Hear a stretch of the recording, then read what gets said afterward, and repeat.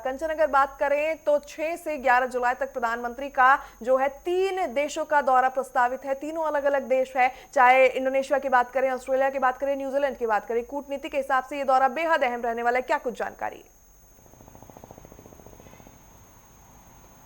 जी प्रगति, बिल्कुल देखिए, आप बता दें आपको, प्रधानमंत्री नरेंद्र मोदी 3 देशों की यात्रा करने वाले हैं। यदि बात की जाए तो इन 3 देशों में इंडोनेशिया, ऑस्ट्रेलिया और न्यूजीलैंड शामिल है। लेकिन आज सुबह 9 बजे प्रधानमंत्री नरेंद्र मोदी ने दिल्ली से उड़ान भरी थी उड़ीसा के इंडोनेशिया के जकार्ता के लिए, और माना जा रहा है कि आज शाम जो है वो इंडोनेशिया पहुंचेंगे। इंडोनेशिया के राष्ट्रपति प्रबावो सुबियांतो के बुलावे पर प्रधानमंत्री नरेंद्र मोदी इंडोनेशिया गए हैं। आपको पता है 2025 में वो गणतंत्र दिवस पे भारत भी आए थे। ऐसे में उनके बुलावे पे जाना, और माना जा रहा है 7 तारीख को एक अहम बैठक वहां के राष्ट्रपति प्राबो और पीएम मोदी के बीच में होने वाली है। उसमें रणनीतिक, जियोपॉलिटिक्स बात करें तो विकास की और पनडुब्बी की और रक्षा के क्षेत्र में महत्वपूर्ण बैठक जो है वो होने वाली है और उसके ऊपर चर्चा होगी।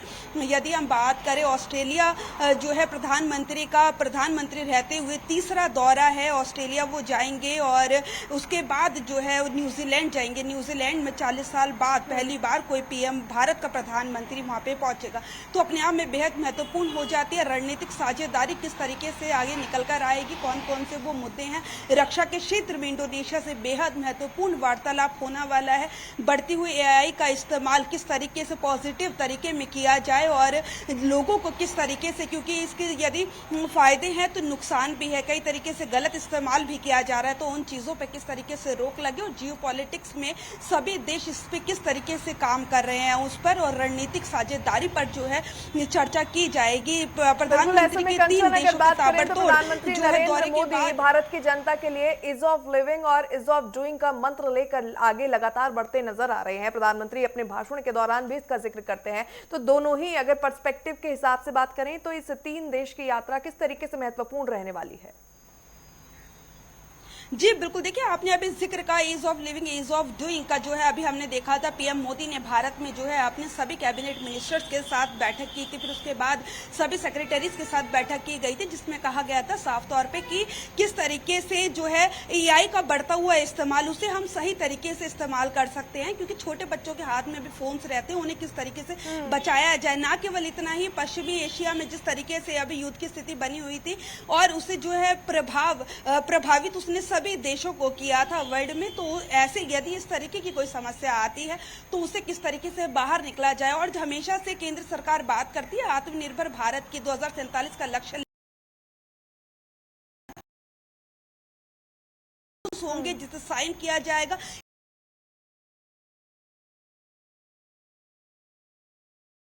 भारत में आती है तो कई जो है रोजगार उत्पन्न होते हैं। और बात करें टेक्नोलॉजी की, तो टेक्नोलॉजी में भी देश जो है एक स्तर और ऊंचा उठता है। तो ऐसे में तीनों ही देशों की पूर्ण हो जाती है। ऐसे में देखना होगा कि आने वाले समय में कौन से वो रणनीतिक समझौते होगी जो पीएम मोदी जो है अपने विदेशी दौरे से वापस, फिलहाल माना जा रहा है रक्षा के क्षेत्र में इंडोनेशिया जो है वार्तालाप होने वाली है और पनडुब्बियों के ऊपर बातचीत होने वाली है। तो क्या कुछ निकलकर सामने आता है, क्या एमओयू साइन होंगे, यदि होंगे तो किस किस विषय पे एमओयू साइन होंगे, इसका करना होगा इंतजार। लेकिन पीएम मोदी के जो तीनों देशों की यात्रा है बेहद महत्वपूर्ण इसलिए भी मानी जा रही है क्योंकि रणनीतिक प्रधानमंत्री की ये जो यात्रा 3 देशों की कंचन है, कहीं ना कहीं भारत के लिए बेहद महत्वपूर्ण है, चाहे वाणिज्य का क्षेत्र हो या फिर रक्षा का क्षेत्र हो। प्रधानमंत्री जब वापस लौटेंगे तो बड़े करार होते नजर आएंगे। बहरहाल बहुत बहुत धन्यवाद कंचन तमाम जानकारियों के लिए।